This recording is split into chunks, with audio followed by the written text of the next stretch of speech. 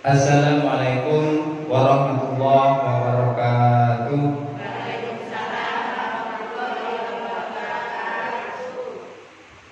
Alhamdulillah. Alhamdulillahi nasta'inuhu wa nastaghfiruh wa na'udzu billahi min syururi anfusina wa min sayyiati a'malina.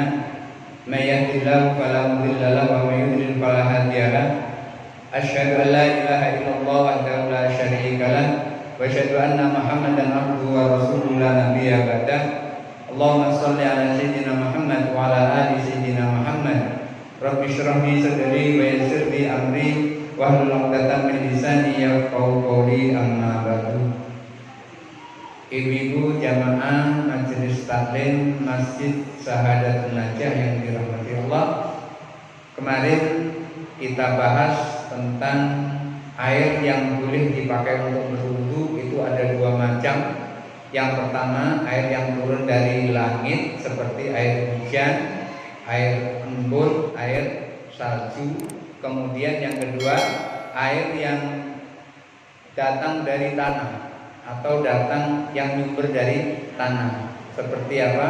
Seperti air sumur, air kolam, air sungai, air laut. Itu yang kemarin kita bahas. Selanjutnya kita teruskan pembahasannya. Faslun, pasal wala yakrahu min dzalika illa ma qasada ila tasmisihi. Air-air tersebut, air hujan, air embun, air salju, air sungai, air laut, air mata air sumur, la yakrahu min dzalika, semuanya itu tidak makruh hukumnya dipakai untuk wudu, illa ma qasada ila tasmisihi, kecuali sengaja dipanaskan dengan sinar matahari. Ingat ibu, dipanaskan dengan sinar matahari, maksudnya dijemur. Air itu dijemur, misalnya ngambil air sumur sebaskom kemudian terus dijemur gitu sampai panas menggelegak gitu. Ini dijemur, tasmis, berbeda dengan yang direbus. Direbus tidak sama dengan dijemur, sama-sama panas. Kan sekarang ada modelnya mandi dengan air panas. Air mandi dengan air panas seperti itu tidak termasuk dikategorikan air yang dijemur. Kenapa kok air yang dijemur ini makruh? Nah, kita bahas selanjutnya. Fa innahu yakrahul wudu'a bihi. Berwudu dengan air yang dijemur dengan matahari itu, air yang dipanaskan dengan matahari itu hukumnya makruh. Makruh itu apa? Dikerjakan tidak apa-apa, ditinggalkan mendapat pahala, itu makruh. Bukan tidak boleh, tapi hanya makruh. Dikerjakan mendapat pahala, dikerjakan tidak apa-apa, ditinggalkan mendapat pahala. Contohnya apa? Makan jengkol, makruh. Kenapa kok makan jengkol makruh? Karena baunya minta ampun. Jadi yang menyebabkan makruh apa? Baunya. Lalu gimana kalau jengkol hilang baunya? Ya hilang makruhnya, karena nggak ada baunya. Gimana cara menghilangkan bau jengkol? Buang jengkolnya, hilang baunya gitu.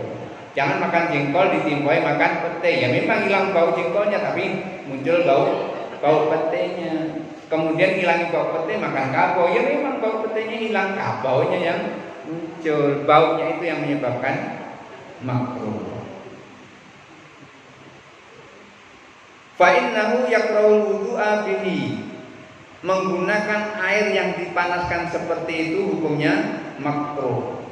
Wa min ashabina man qala, jadi pendapat yang pertama itu mengatakan hukumnya makruh. Tetapi ulama Syafi'iyah yang lain, beliau Abu Ishaq Ibrahim bin Ali bin Yusuf mengatakan, wa min ashabina man qala, sahabat-sahabat kami ada yang berkata, ada yang berpendapat, maksudnya adalah ulama Syafi'iyah yang lainnya, mereka berpendapat la yakrahu, air yang dipanaskan dengan sinar matahari seperti itu tidak makruh. Ada yang mengatakan begitu. Jadi ada dua pendapat berarti. Air yang dipanaskan itu ada dua pendapat. Dipanaskan dengan matahari ada dua pendapat. Pendapat pertama makruh, pendapat kedua tidak makruh. La yakrahu kama la yakrahu ma tashammasa bi nafsihi. Air yang dipanaskan dengan matahari itu, yang dijemur dengan sinar matahari dengan sengaja itu tidak makruh. Itu seperti air yang terpanaskan oleh matahari sendiri. Artinya dengan sendirinya air itu terjemur oleh matahari. Tidak sengaja dijemur, tapi memang harus terjemur. Seperti apa? Yang air yang harus terjemur oleh matahari, yang orang tidak bisa menghalangi matahari menjemur air tersebut. Seperti air apa? Fil biroki, seperti air kolam. Air kolam, air danau. Siapa yang bisa nutupi air danau? Ini nggak boleh. Ini dia nggak boleh ini dijemur oleh matahari. Kemudian air danau yang luasnya 1 hektar itu terus dikasih atap. Repot. Yang seperti itu. Seperti danau Sarangan, danau Toba. Di atasnya dikasih atap atau dikasih tenda. Enggak, susah yang seperti itu. Ini sulit sekali untuk dihindari. Memang dia harus terkena panas matahari. Apa yang lain lagi? Wal anhar, air sungai. Misalnya Sungai Batanghari itu dari hulu sampai hilir ditutup semuanya biar tidak makruh. Tidak, itu memang sulit untuk dihindari. Wal madhabul awal, ini salah satu pendapat. Jadi pendapat pertama air yang dipanaskan dengan sinar matahari itu hukumnya makruh. Pendapat kedua tidak makruh karena sulit untuk dihindari seperti air kolam dan air sungai. Air laut juga demikian. Takut air lautnya nanti kena panas terus dikasih tenda. Seberapa besar tenda nutupi air laut itu, malah tenggelam nanti di dalamnya. Gimana, Bu? Iya, air musammas. Air musammas itu air yang terjemur dengan matahari. Musammas itu artinya terjemur oleh matahari. Panasnya air itu karena dijemur oleh matahari, ya. Kan ada itu. Dan memang rasanya enak, ya. Di atas rumah ada termon. Kemudian termonnya tidak panas, tapi keluar dari termon itu kan ada paralon. Apalagi paralonnya dibikin melingkar panjang gitu. Nanti pas mandi panas air yang ada di paralon, bukan yang ada di termon. Di termon ada panas, yang di paralon panas karena jumlahnya sedikit. Wah, itu kalau mandi pakai itu rasanya enak, seger, apalagi dicurkan ke punggung. Apa dicurkan? Dituangkan ke punggung, cur, kan bunyinya cur gitu kan. Nah, dimasukkan diteteskan ke punggung, itu rasanya hangat, enak gitu. Ya, air yang terpanaskan dengan sinar matahari secara sengaja, hukum pertama ada yang mengatakan makruh, hukum kedua tidak makruh. Jadi kita tinggal pilih yang mana. Ingat, itu yang dipanaskan dengan sinar matahari. Beda dengan yang direbus. Misalnya ibu takut pagi-pagi mandi dengan air yang dingin, kemudian terus mandi dengan air yang dipanaskan dengan mesin, itu berbeda dengan dipanaskan dengan matahari. Apa bedanya? Kalau di dalam kitab Kifayatul Ahyar itu makruhnya itu karena dia dipanaskan dengan matahari seperti termon, tapi termonnya itu berasal dari besi. Kenapa termon yang dari besi itu makruh? Karena di situ ada zat-zat karatnya, yang ketika panas karatnya akan muncul bercampur dengan air, sehingga ketika kita mandi atau kita berwudu dengan air tersebut akan mempengaruhi kulit kita. Itu disebutkan dalam kitab Kifayatul Ahyar. Tapi dalam kitab Al-Muhadzab ini tidak disebutkan seperti itu. Hanya disebutkan pertama hukumnya makruh, kedua hukumnya tidak makruh. Wadalilu alaihi ma ruya anna Nabi sallallahu alaihi wasallam qala li Aisyah radhiyallahu anha. Apa dalilnya kalau air yang seperti itu kok makruh? Air yang dipanaskan dengan sinar matahari itu makruh. Kita kan kalau ngomong itu makruh harus ada dalilnya. Sekarang kan musim dalil, harus ada dalilnya. Apa dalilnya? Dalilnya adalah riwayat bahwa Nabi Shallallahu Alaihi Wasallam pernah menasihati istrinya bernama Aisyah radhiyallahu anha, mudah-mudahan Allah meridhoinya. Waqad sakhonat al-ma'u asy-syamsa. Waqad sakhonat al-ma'a asy-syamsu, tentang air yang dipanaskan oleh matahari.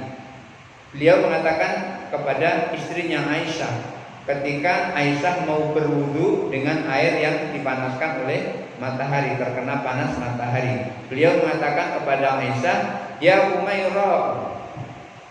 Nabi itu kalau memanggil Aisyah itu dengan kata-kata ya Umairah. Ya Umairah itu artinya yang kemerah-merahan. Apanya yang merah? Pipinya. Pipinya tuh merah-merah mengkel, kayak kena mengkel, gitu, merah-merah gitu.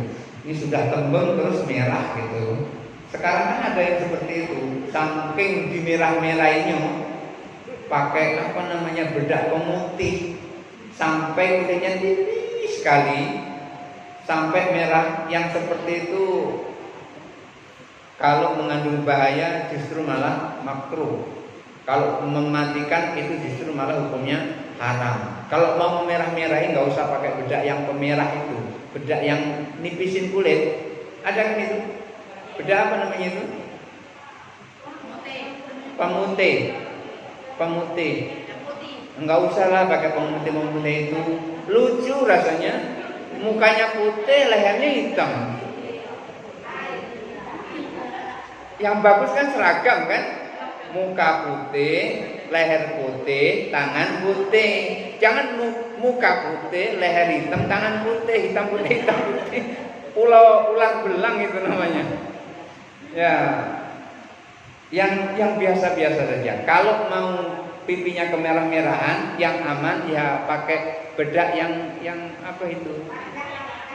Yang banyak jumlahnya itu nah. Ya, ada kebiru-biruan. Nah, yang biasa dipakai waktu pengantenan dulu. Nggak apa-apa. Jadi setiap suami mau pulang pakai itu. Jangan suami pergi pakai itu. Suami pergi dari rumah malah macak secantik-cantiknya. Suami pulang malah pakai daster koyak lagi. Jangan seperti itu. Suami pulang pakai baju yang sebagus mungkin, sehingga suami tidak pulang tuh wow gitu. Suami pulang wow, alhamdulillah, wow.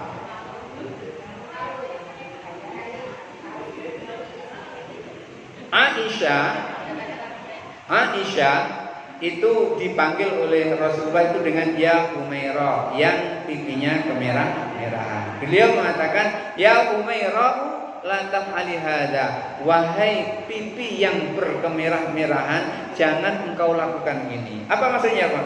Jangan engkau wudu dengan air yang panas seperti ini. Kulitmu halus, kulitmu mulus, kulitmu lembut, mandi atau berwudu dengan air yang seperti ini, fa innahu yurisul baraso, akan menjadikan kulitmu belang. Ternyata makruhnya air yang terpanaskan oleh matahari itu apabila menyebabkan kulit menjadi belang, menyebabkan penyakit, menyebabkan bahaya. Maka dikatakan kalau airnya, wadahnya itu terbuat dari besi, kemudian dengan adanya dipanaskan matahari karatnya naik bercampur dengan air, kemudian kita pakai mandi, maka akan menjadi penyakit baros, penyakit yang belang kulitnya. Kan kadang ada orang kulitnya belang, padahal tidak terkena api. Pernah saya tanya, Pak, kenapa kulitmu kok seperti itu, cantik? Kenapa? Kulitnya itu ada yang hitam, ada yang putih, ada yang hitam, ada yang putih, semacam kena bakar. Kemudian saya tanya beliau itu, enggak tahu Ustaz, kok kulit aku seperti ini. Itu diperkirakan mungkin dia suka mandi atau suka membasuh tangan atau kaki dengan air yang terkena panas matahari. Apalagi kalau di termon tapi termonnya dari besi. Beda dengan termon yang dari plastik. Kalau dari plastik tidak banyak pengaruh, tapi kalau dari besi, kalau zaman dulu di dalam kitab itu tidak dikatakan dari plastik, tapi dari emas atau dari perak. Masya Allah, ibu bayangkan termon dari emas, isi 2.200 liter, termonya dari emas.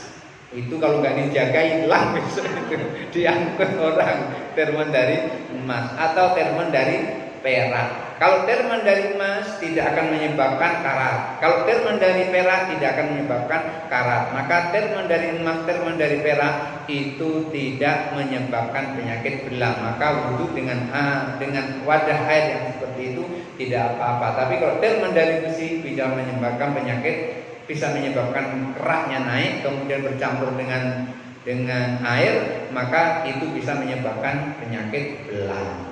Maka dikatakan oleh Rasulullah SAW, ya Umairah la taf'ali hadza, wahai pipi yang bermerah-merahan, jangan engkau lakukan ini, jangan engkau berwudu dengan air yang terkena panas sinar matahari. Fa innahu yurisul barasa, karena air yang seperti itu akan menyebabkan penyakit belang. Wa yukhalifu ma'al biraqi, berbeda dengan air kolam, air danau tadi. Air kolam, air danau berbeda dengan air yang dipanaskan dengan matahari tadi. Wal anhar, dan juga berbeda lagi dengan air sungai yang terkena panas sinar matahari. Li anna dzalika la yumkinu hifdzahu minasyamsi, karena air danau, air sungai itu sulit sekali dijaga dari terkena panas sinar matahari. Tidak mungkin kita akan memberikan payung kepada sungai, tidak mungkin kita memberikan tenda kepada laut, kepada kolam.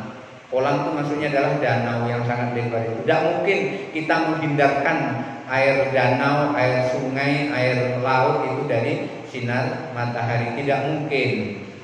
Maka tidak mungkin. Maka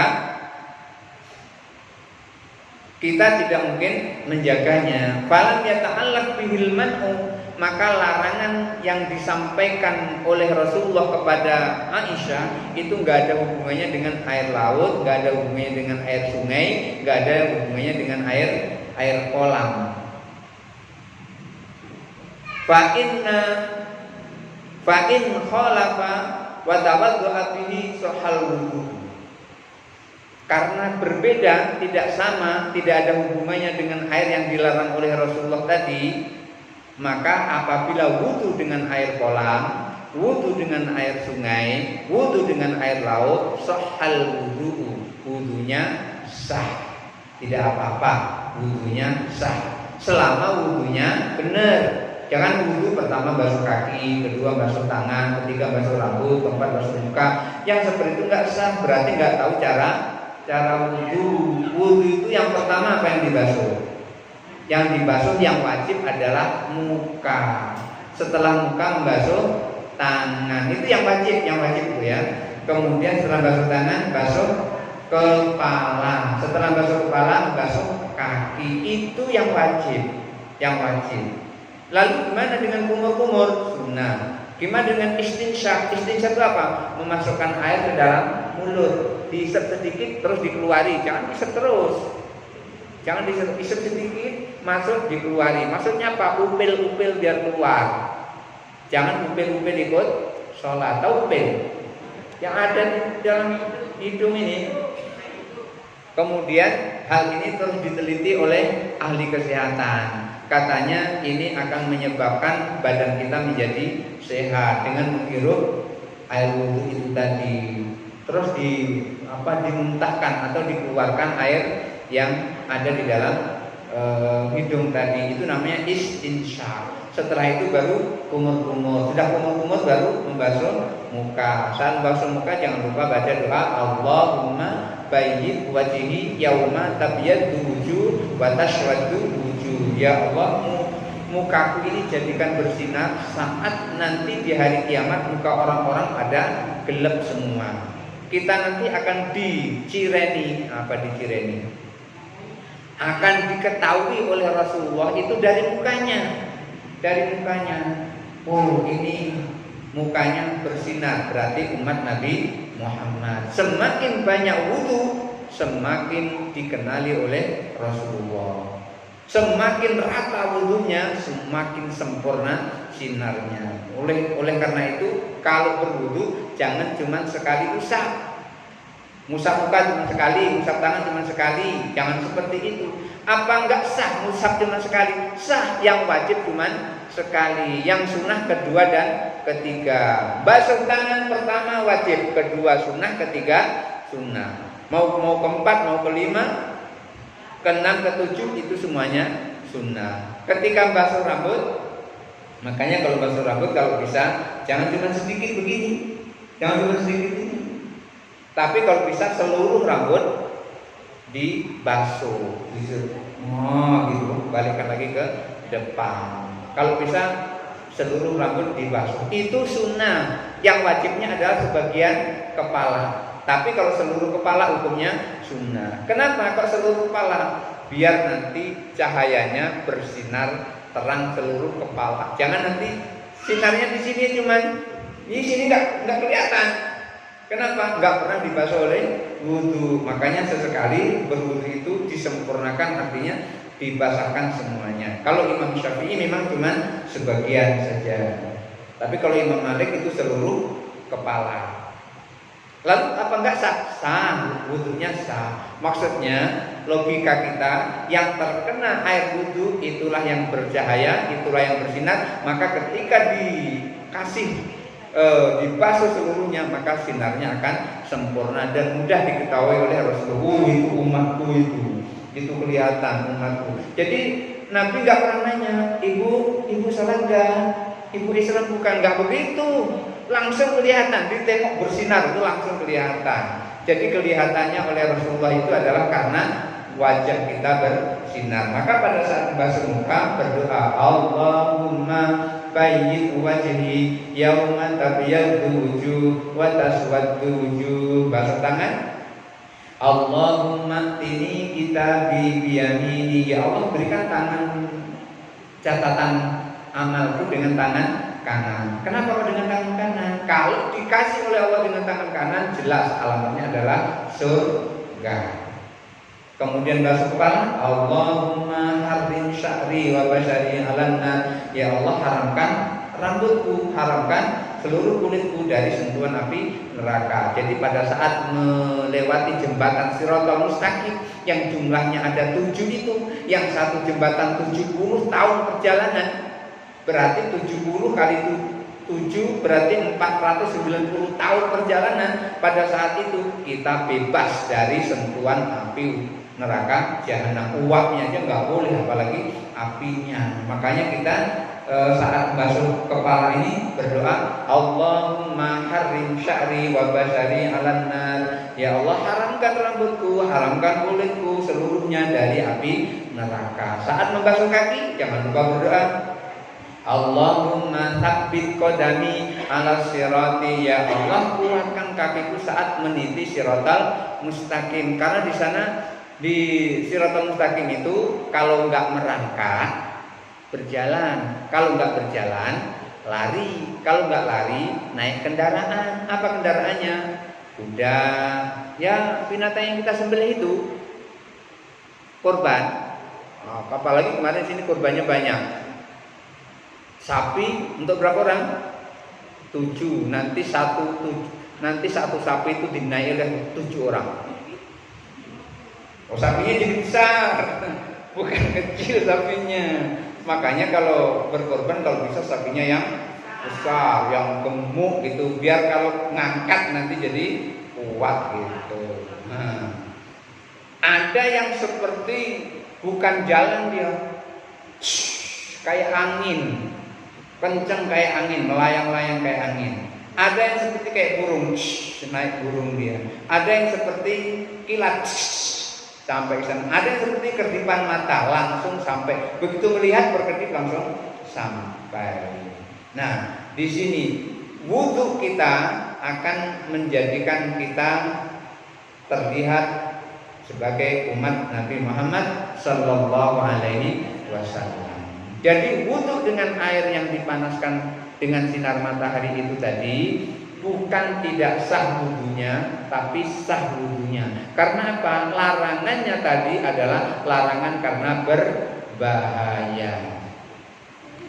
Li'annal man aminuhu li khaufid darar. Karena larangan yang disampaikan oleh Rasulullah kepada Aisyah, ya Aisyah la taf'ali hada. Wahai Aisyah, jangan kau lakukan ini. Artinya jangan wudhu dengan air yang dipanaskan dengan sinar matahari ini. Fa innahu yurisul baras. Karena air yang dipanaskan dengan sinar matahari bilang kau pakai untuk wudhu akan menyebabkan penyakit belang. Jadi larangannya adalah li'annal man aminuhu li khaufid darar. Larangannya adalah karena takut bahaya. Bahaya apa? Bahaya kulitnya rusak. Falam yamna'u sihhatal wudhu. Tetapi tidak ada di situ larangan kepada sahnya wudhu. Maksudnya jangan wudhu dengan air ini nanti tidak sah wudhunya, tidak begitu. Tetapi jangan wudhu dengan air ini, karena kalau wudhu dengan air ini akan menimbulkan penyakit belang. Bukan bermaksud wudhu dengan air itu wudhunya tidak sah. Karena lau tawaddu'a bima yukhafu min harrihi. Seperti kalau berwudhu dengan air yang terlalu panas. Misalnya ibu merebus air, gelegak terus wudhu dengan air itu berbahaya itu. Bukan penyakit belang lagi, melepuh mukanya. Wudhu dengan air yang terlalu panas, lagi gelegak kita wudhu dengan air itu. Maka yang seperti itu tidak boleh wudhu karena terlalu bahaya. Terlalu bahaya. Atau bardihi, atau terlalu dingin. Ibu wudhu dengan air yang sangat dingin, sehingga ketika ibu wudhu dengan air tersebut, maka darah yang seharusnya mengalir lancar, begitu wudhu dengan air yang sangat dingin itu, akhirnya darahnya menjadi beku, sehingga darah tidak lancar, akhirnya pingsan di situ. Jadi larangannya ini bukan larangan tidak sah atau sahnya wudhu, tapi larangannya adalah larangan terhadap bahaya kalau menggunakan air yang terkena panas sinar matahari. Ibu-ibu jamaah majelis taklim sahabat aja yang dirahmati Allah, jam berapa sekarang? Berapa menit lagi? 10 menit lagi? Oh 8 menit lagi ya. Mau diteruskan nanggung ini. Tapi teruskan aja, nanti kita sambung yang akan datang. Faslun fasal wa ma siwal ma'il mutlaqi minal ma'iati kal khalli wa ma'il wardi wan nabidi. Faslun fasal wa ma siwa ma'il mutlaqi, adapun selain air mutlak apa ada? Air mutlak itu tadi apa? Air yang datang dari langit dan air yang keluar dari bumi, itu namanya air mutlak. Air hujan, air embun, air salju. Yang dari bumi, air sumur, air sungai, air laut. Yang datang dari bumi dan yang keluar dari langit itulah disebut air mutlak. Selain air mutlak seperti itu, kan ada barang-barang cair yang lain, ada benda-benda cair yang lain. Seperti apa? Kalkoli, seperti cuka. Cuko itu kan air juga kan? Air cuko. Cuko yang sudah hilang baunya. Ada cuka yang sudah hilang baunya. Cuko kan asam. Tapi kalau hilang baunya tidak asam. Airnya seperti air biasa. Wa ma'il wardi, air mawar. Air mawar itu kan harum. Ibu pernah tahu air mawar? Itu yang dipakai kalau ada orang meninggal. Nah, itu yang masih normal. Ada air mawar yang sudah kedaluarsa, itu hilang baunya. Wan nabid, air anggur. Air anggur itu air yang dari perasan anggur, air dari perasan anggur. Apa lain lagi? Wa ma iktasara minas samar, dan air yang diperas dari buah atau air yang dikeluarkan dari buah. Seperti apa? Air kelapa. Air kelapa itu kan air yang dari kelapa, bukan air dimasuki kelapa, air yang keluar dari kelapa.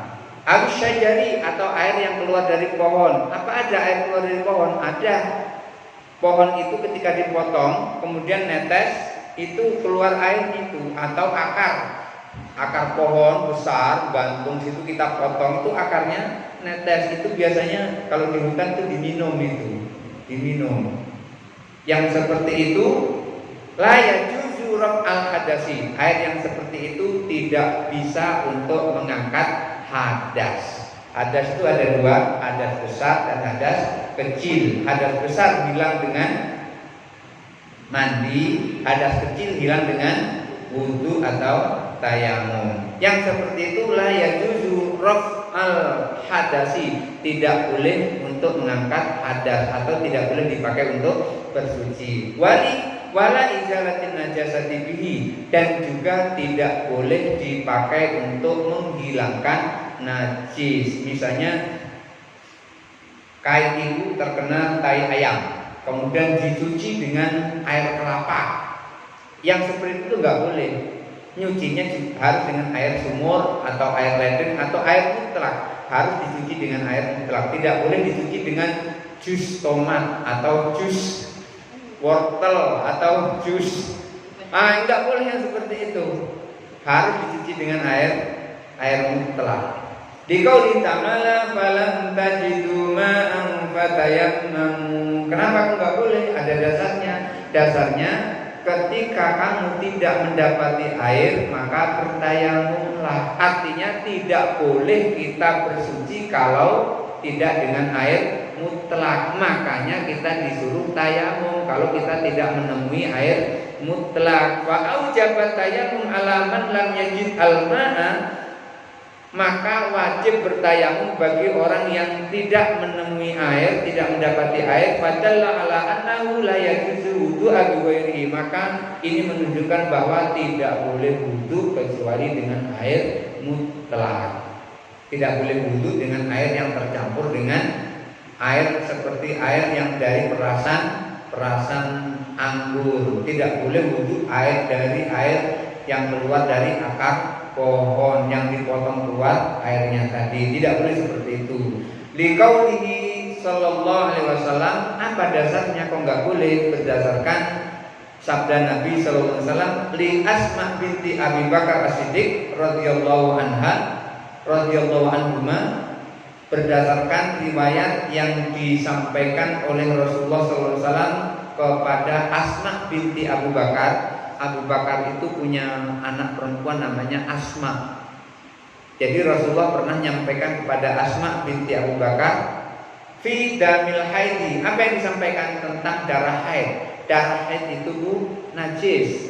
Jangan ibu sholat sementara ada darah haid. Darah haid itu apa?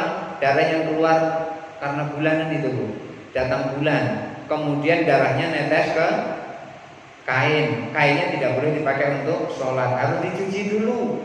Jangan sudah kulitnya putih kena darah haid, jadi bendera Jepang jadinya itu tidak boleh dipakai untuk sholat. Yasibus taubah, mengenai kain. Jadi Rasulullah pernah menyampaikan kepada Asma binti Abu Bakar radhiyallahu anhuma tentang darah haid yang mengenai kainnya Asma. Lalu Rasulullah menyampaikan, hatihi thumma ikrisi thumma iksilihi bil ma'i. Rasulullah menyampaikan, Asma, kucek bajumu, kucek kainmu, sikat kainmu, kemudian kucek kainmu, kemudian basuhlah dengan air. Fa'au jabal musla bil ma'i fatala ala annahu la yajuzu bi ghairihi.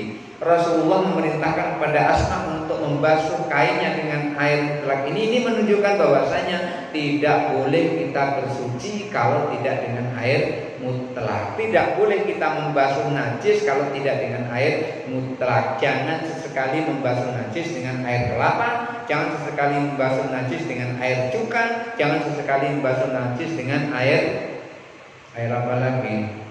Ya pokoknya harus air dengan air mutlak. Mudah-mudahan ada manfaatnya.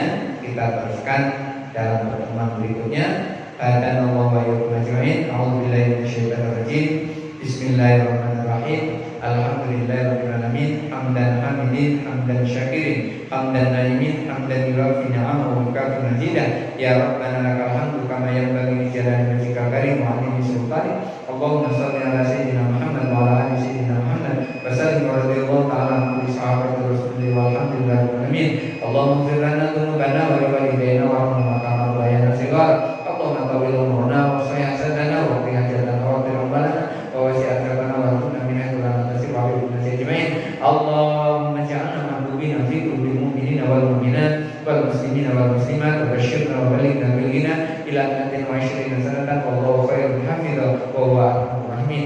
Rabbana atina fid dunya hasanah wa fil akhirati hasanah wa qina adzabannar walhamdulillahi rabbil alamin. Taqabbalallahu minkum minna wa minkum taqabbal ya karim. Assalamualaikum